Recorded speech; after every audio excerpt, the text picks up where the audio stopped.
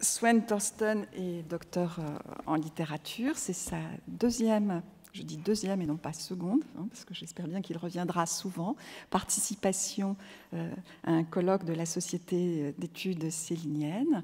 Il a soutenu sa thèse de doctorat il y a 2 ans. Il s'intéressait plus particulièrement à Guignolsband et à la question des interrelations entre la poétique et l'idéologie.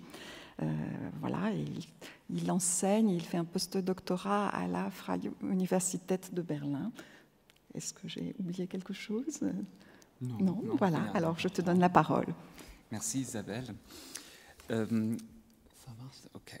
Les faits historiques sur lesquels je voudrais appuyer mes réflexions sont connus et incontestables. L'inspiration, pour prononcer tout de suite ce mot que je tiendrai à problématiser ensuite, l'inspiration, donc, que certains médias du début du XXe siècle ont pu être pour l'auteur, Céline, est plus qu'évidente. Et néanmoins, la relation étroite entre ces médias, visuels surtout, et les textes de Céline n'a pas été, jusqu'à présent, et pour autant que je sache, sujette à des études détaillées et complètes. Sur une page déjà évoquée plusieurs fois de Mort à crédit, Céline fait nommer à son narrateur ses sources d'inspiration, associées toutes deux à la grand-mère Caroline, qui d'abord emmène le petit Ferdinand au cinéma et lui achète ensuite des fascicules d'un journal d'enfants qui s'appelle sur cette même page « Les belles aventures illustrées » et sur une autre « Les belles images ».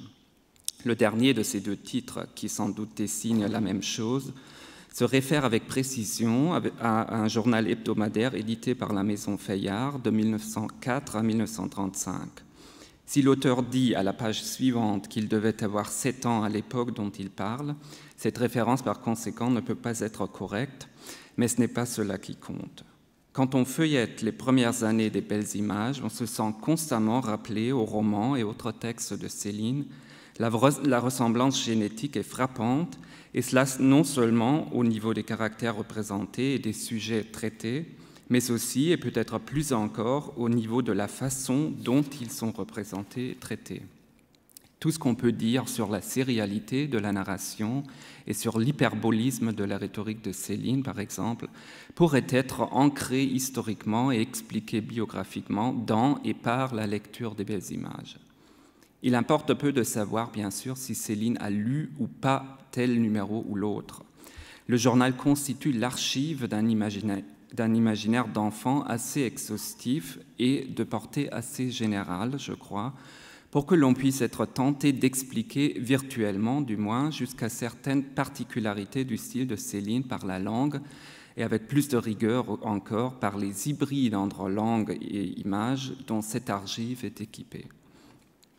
Le style de Céline est aussi un style de journal d'enfant, donc.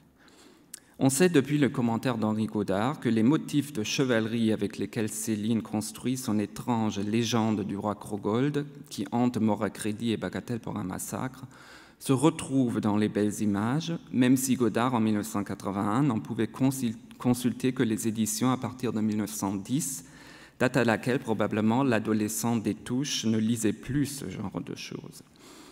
Et pourtant, le moindre coup d'œil jeté au numéro des éditions antérieures suffit à confirmer l'hypothèse de Godard.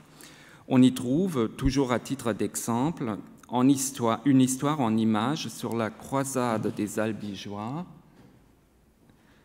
dans un numéro de l'année 1905, ou dans la même année, une histoire en plusieurs épisodes, intitulée « L'aventure du petit Jean-Pierre », dans le même registre de Cap et d'épée. Krogold et Gwendor ne sont pas loin. Il y a entre autres des récits fantastiques similaires à des contes de fées, comme en 1905 toujours La légende de la neige ou L'extraordinaire voyage sous-marin du naturaliste Risque-Tout. Ce dernier récit de science-fiction rappelle non seulement Jules Verne, il représente aussi un modèle pour les aventures de Ferdinand avec le prodigieux Courciel des Pereires. Ce modèle est accompagné en outre de la rubrique des belles images « La science en famille », ici dans un numéro de l'année 1907. Il y a là des instructions utiles, parfois même un peu inquiétantes pour les parents, aptes à satisfaire la curiosité du jeune chercheur ou de la jeune chercheuse. Et de temps en temps, on y trouve même des bribes d'études littéraires sur cette même page, donc c'est un détail de la page précédente. On pourrait se laisser entraîner à une longue digression sur cet épisode-ci qui explique, par exemple, le pourquoi des citations.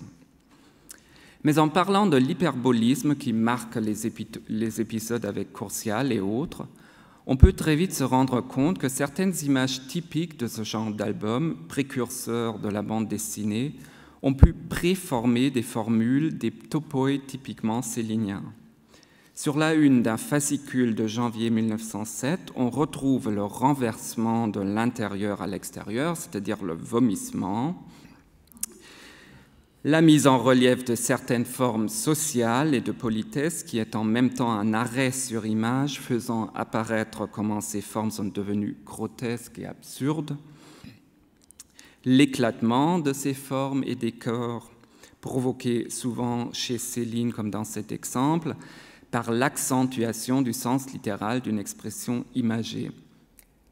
Et enfin l'abus et l'usure des instruments physiques de la parole, jusqu'à la correspondance exacte de certaines images emblématiques, comme dans ce cas où nous voyons un modèle du Cujat Jules de Ferry pour une autre fois.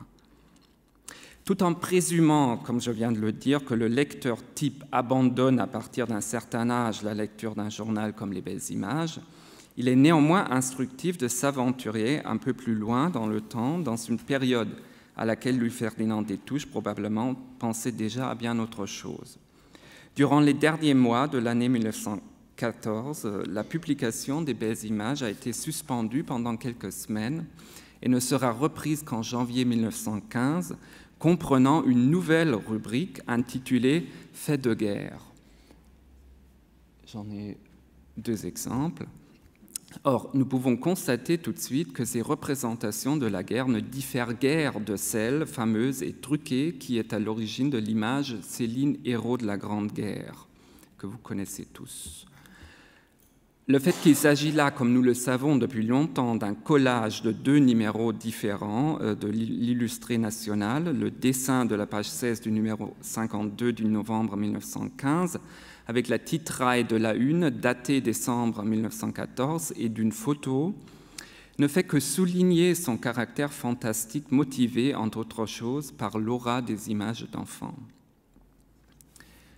Le deuxième média source d'inspiration évoqué au début de mon texte, parce que mentionné sur la page citée de Moracredi, est bien sûr le cinéma, à savoir une salle de cinéma parisienne très précise qu'on a évoquée déjà dans ces journées, c'est-à-dire le Robert Houdin. Ce théâtre du boulevard des Italiens fut acquis en 1888 par Georges Méliès et servi à partir de 1896 comme lieu de projection de ses films. Ici encore, un coup d'œil superficiel peut nous persuader de la similitude entre le répertoire d'images du journal d'enfants et l'imaginaire débordant des films de Méliès et par conséquent des livres de Céline. Les récits de science-fiction déjà cités, je vous le remontre encore une fois, correspondant aux divers voyages de Méliès dans la Lune de 1902 et à travers l'impossible de 1904, ou bien l'histoire de deux petits confettis, je trouve ça particulièrement intéressant, de 1906, qui, d'un point de vue formel du moins, est étroitement lié aux splendides éclipses du Soleil en pleine Lune de 1907 de Méliès. Je vous montre une image du début et de la fin. Et Céline de dire, toujours sur la même page de Moracredi, on restait 3 séances de suite. C'était le même prix, 1 franc toutes les places. Du silencieux 100%, sans phrase, sans musique, sans lettres, juste le ronron du moulin. On y reviendra, on se fatigue de tout sauf de dormir et de rêvasser. Ça reviendra, le voyage dans la Lune. Je le connais encore par cœur. Fin de citation. Tout cela est amusant, mais je le répète, c'est du point de vue historique évident, c'est-à-dire auto-explicatif. Ce qui reste énigmatique et ce qui a besoin par conséquent d'un effort interprétatif et herméneutique, c'est la fonction de l'intégration de cet imaginaire d'enfant dans le texte de Céline. Il s'agit en même temps d'un imaginaire du début de siècle tout court, représentatif peut-être, mais certainement emblématique de l'agencement politico-culturel de ce moment de l'histoire. On ne peut pas regarder cette dernière décennie avant la Première Guerre mondiale sans s'être transi d'un sentiment de regret, un regret qui se réfère à ce que Sigmund Freud, dans une lettre à Albert Einstein datée 1932, appela, je cite, « l'humiliation esthétique de la guerre ». Fin de citation.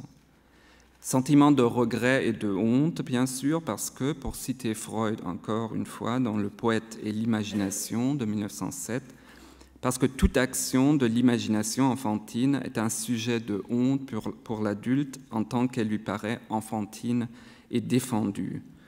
Les mots allemands seraient kindisch und unerlaubt. On pourrait voir dans cette honte apolitique un des motifs implicites de ce début un peu indécis et tarabiscoté de Moracredi, qui fait comprendre au lecteur relativement tard qu'il va lire un récit d'enfance et non pas celui d'une crise de la quarantaine. Quand Ferdinand découvre enfin ce qui reste de ses notes sur la légende du roi Krogold, il est, je cite, bien déçu parce que, je cite encore, « elle n'avait pas gagné autant ma romance ». Après des années d'oubli, c'est plus qu'une fête démodée, l'ouvrage de l'imagination. Fin de citation. Entre lui et son cousin Gustin, il n'y aura pas vraiment, comme Ferdinand l'avait espéré auparavant, je cite encore, d'opinion libre et sincère au sujet de cette légende, mais plutôt une gêne apparentée à l'embarras dans lequel les deux médecins se trouvent par rapport à la santé de l'autre. Citation, « Quelquefois, alors, il m'ausculte, Gustin. Il ne me dit pas non plus ce qu'il pense. C'est le seul endroit qu'on est discret. J'ai de la peine, moi aussi, il faut le dire. Il connaît mon cas, il essaie de m'encourager. Vas-y, Ferdinand, lis-le-moi, je l'écoute bien. Je l'écoute, tiens, ton machin. » Fin de citation. Et c'est en naviguant dans les eaux de Freud que le narrateur, sur une des premières pages du roman, dit tout simplement, je cite, « La littérature, ça compense. » Fin de citation. Elle est, toujours selon ces pages, moins un remède qu'une simple distraction. Quoi qu'il en soit, le statut de cette fameuse légende du roi Krogold a été qualifié par Godard en termes de critique littéraire comme réécriture des récits de chevalerie de la revue des Belles Images ou de l'imaginaire qui faisait partie des souvenirs d'enfance de Céline. On pourrait y appliquer également le concept de palimpseste dans la mesure où, selon la valeur sémantique du terme, on réinscrit quelque chose sur le support d'un contenu qu'on a d'abord effacé. Il s'agirait alors de remplacer le souvenir d'enfance et de le reconfier à cet oubli dont parle le narrateur de Moracredi. Mais en suivant le texte de plus près, la fonction de la légende est encore autre. Bien que tout l'épisode autour du manuscrit perdu et des lectures faites à Gustin soit éminemment ironique, ces premiers paragraphes du livre constituent une espèce de préface narrativisée au roman d'enfance qui met en scène le fantasme d'une allographie d'une autre écriture. Le narrateur nous dit qu'il aurait dû et voulu faire tout autre chose que ce qu'il a fait par la suite. C'est encore Gustin, un autre donc, qui se fait porte-parole de ce fantasme. Je cite, « Tu pourrais raconter des choses agréables de temps en temps. » Fin de citation. Cette autre écriture est qualifiée directement ou indirectement de souvenir d'enfance, mais aussi de rêve ou de drogue. L'allographie rêvée dans la préface est ambivalente. Elle ne sert pas seulement comme compensation et pseudo-remède à la saleté de la vie. Elle est imaginée également comme poison. Je cite, « Je pourrais moi dire toute ma haine », ce qu'on a entendu déjà. On n'a qu'à lire Bagatelle pour un massacre pour savoir par quel bout ces deux impulsions se rejoignent. C'est précisément à travers le support d'une poésie chevaleresque, archaïsante, enfantine et à proclamation raciste que s'articulent les attaques de l'écrivain pamphlétaire. Et c'est là, je crois, que l'on peut relier l'une et l'autre source d'inspiration, la légende du roi Krogold avec le cinéma de Georges Méliès. En deçà de ce qu'on pourrait dire de manière générale sur l'écriture cinématographique de Céline, c'est sur un film particulier qu'on doit se concentrer. Dans Mort à crédit, Bagatelle pour un massacre et Guignol's Band, l'homme orchestre de 1900 va devenir un point de référence constant. L'homme orchestre, c'est Mille Pattes au Tweed Tweed Club de Londres, Ferdinand au Mariinsky à Leningrad, ou encore Ferdinand avec Mireille dans le prologue de Mort à crédit. Mais regardons d'abord de quoi il s'agit, et là on va se distraire un peu, j'espère que ça marche. Oui.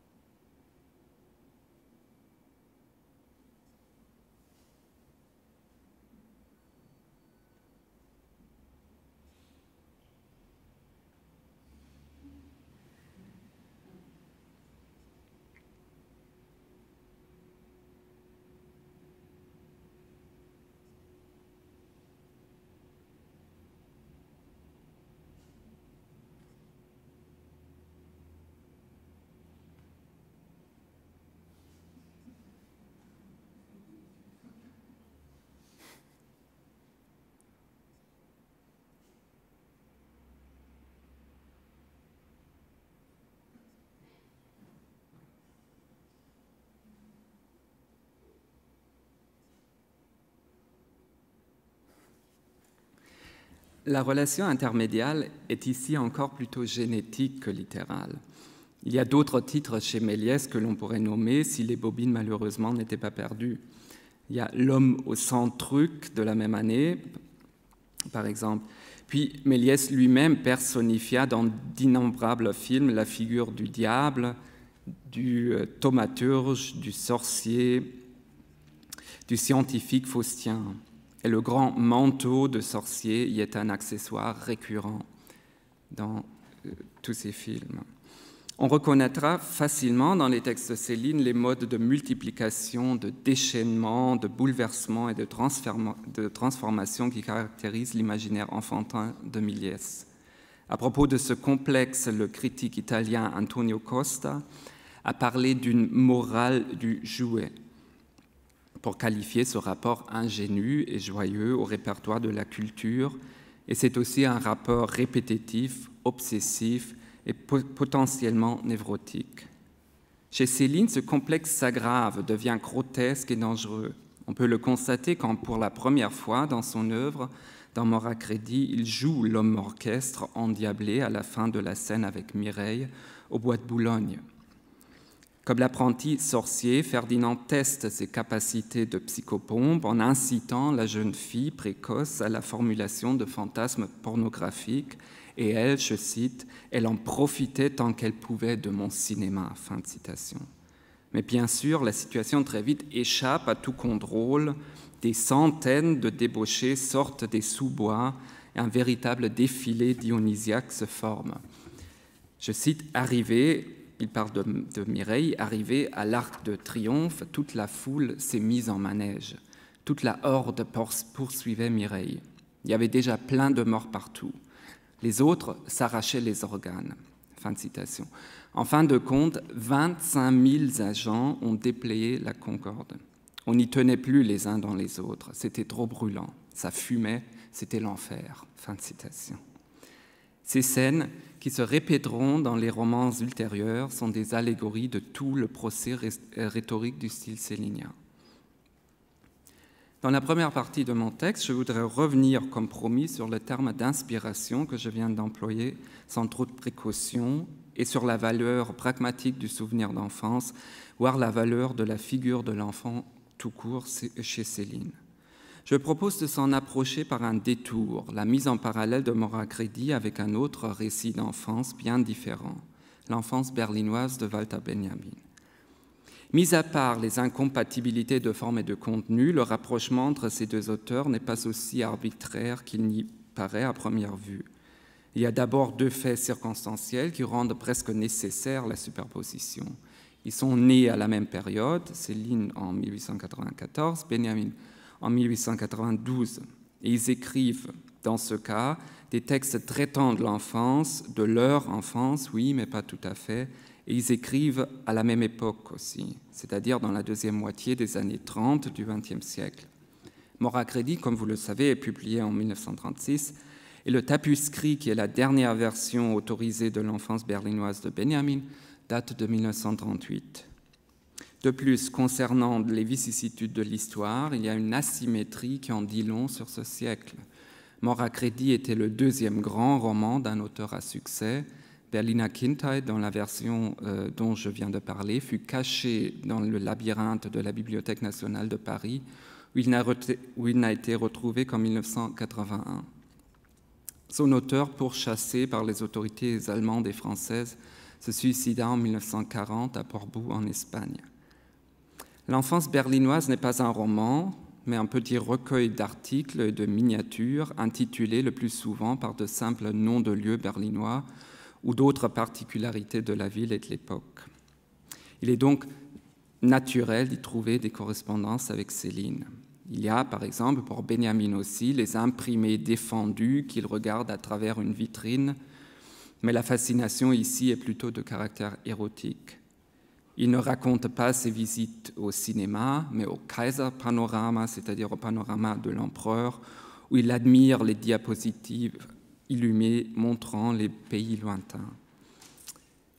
La chose remarquable alors est qu'il qualifie ces miniatures de récits d'images, à l'image justement des photographies et des dessins érotiques dont il tait le contenu exact. Et dans la courte préface de l'ouvrage, qui est d'ailleurs qui n'est pas traduite dans les traductions françaises du texte, il développe une hypothèse de portée historique concernant ces images, historiques selon l'histoire des genres littéraires de la mémoire ou selon une histoire des médias dans laquelle il s'est imposé comme une des autorités incontournables des sciences humaines du XXe siècle. Il écrit dans cette préface, et je vous lis donc une traduction improvisée que j'ai fait moi. « Je tiens pour possible qu'à de telles images, c'est-à-dire des images de la grande ville, soit réservé un destin propre. Aucune forme préétablie ne les attend, comme c'est le cas avec le sentiment de la nature qui est à la disposition des souvenirs d'une enfance passée à la campagne. Et pourtant, mes images d'une enfance passée en ville seront aptes, peut-être, à préformer dans leur intérieur une expérience historique ultérieure. Ce sera au moins dans celle-ci, j'espère, qu'on pourra s'apercevoir à quel point cette sécurité qui avait marqué son enfance fit défaut à celui dont il est question ici. La nostalgie qu'évoque Benjamin est plus que personnelle. Elle est un jugement implicite sur l'histoire du XXe siècle. C'est la perspective théorique et la langue volontairement énigmatique qui empêchent toute référence à la honte. Le rapport au passé n'est pas caractérisé ici par le va-et-vient entre extase et refoulement, mais par le dépistage d'un lointain. Dans un autre passage, Benjamin dit qu'il essaie de scruter le XIXe siècle comme on tiendrait l'oreille à l'ouverture d'une coquille pour écouter le bruit indistinct et imaginaire de la mer. Dans un séminaire de germanistique, on pourrait longtemps délibérer, j'imagine, sur la phrase « der Geborgenheit entraten », traduit ici tant bien que mal par une sécurité qui fait défaut. Déjà, Geborgenheit n'est pas sécurité, c'est plutôt la préservation, la consolation, avec une forte connotation corporelle. Le fait d'être protégé par un corps puissant, être caché dans sa main ou en son sein, dans sa coquille. Encore plus difficile est le verbe entraten, qui se cache derrière le passé entrit, qui veut dire être dépourvu de, mais aussi parfois, chez Paracelse par exemple, déconseillé dans le sens de retirer un conseil, nier ses soins. Ce n'est donc pas seulement un manque, c'est aussi un renoncement conscient et volontaire. Les images que propose Benjamin sont autant de formes herméneutiques destinées à une certaine lecture de l'histoire, ouverte à l'interprétation. Elles se font elles-mêmes source d'inspiration et d'analyse historico-philosophique. Céline, évidemment, n'a pas cette ambition de philosophe. Mais, et je pense que c'est sur ce point-là qu'il y a convergence de cibles chez nos deux auteurs. Pour Céline aussi, le statut du récit d'enfance et de la figure de l'enfant elle-même ne s'explique pas tout à fait dans la perspective autobiographique et encore moins en tant que documents historiques purs et simples. Cela se comprend dès la première phrase de ce récit traitant de la légende du roi Krogold et de l'homme orchestre au bois de Boulogne. Je cite: « Le siècle dernier, je peux en parler, je l'ai vu finir. Il est parti sur la route après Orly, choisit le roi. C'était du côté d'Armide où elle demeurait à Oringy, la tante, l'aïeule de la famille. » Fin de citation. La façon de parler imagée, l'allégorie, est déjà une grille d'interprétation. Les personnages qui vont entrer en scène courent après cette allégorie d'un siècle. L'enfant Ferdinand, qui ne comprend pas la hâte des adultes, n'est pas bercé, mais tiré par la main. La situation le dépasse à un tel degré qu'il ne réussit plus à contrôler ses fonctions corporelles. Ce procédé rhétorique, la transformation en image d'un souvenir d'enfant, confère un caractère spectral à la narration. La tante Armide, incarnant un autre siècle, aux baisers répugnants et aux façons de parler périmées. Conclusion, je cite, « Il était temps qu'elle décampe ». Fin de citation. Mais en combinaison avec cette violence d'expression apparemment ingénue, Céline forme un mode textuel problématique précisément parce qu'il prétend à des modèles d'inspiration traditionnelle. Ce complexe de l'enfant rêvasseur, de l'histoire impitoyable, de la scatologie comme pseudo-réflexe, est à l'origine non seulement d'une interprétation particulière du XXe siècle, mais aussi d'un style rhétorique flamboyant et en même temps de mauvaise foi. C'est ce qu'il faudrait avoir à l'esprit, à mon avis, quand on juge, comme il m'est arrivé de le lire, que les erreurs politiques de Céline ne seraient que des enfantillages. En conclusion, je ne voudrais pas proposer une synthèse toute faite. Le concept d'inspiration est de toute évidence synonyme de mystère. À proprement parler, on ne peut pas en parler. On peut parler par contre de certains modes littéraires, qu'ils soient conscients ou pas, qui transforment l'inspiration en phénomène textuel et par conséquent lisible. Et Céline et Benjamin transforment leurs expériences d'enfance en grille d'interprétation. Walter Benjamin le fait sans aucun doute avec plus d'appui théorique et partant d'un point de vue nostalgique qu'on ne doit pas confondre avec celui de Céline.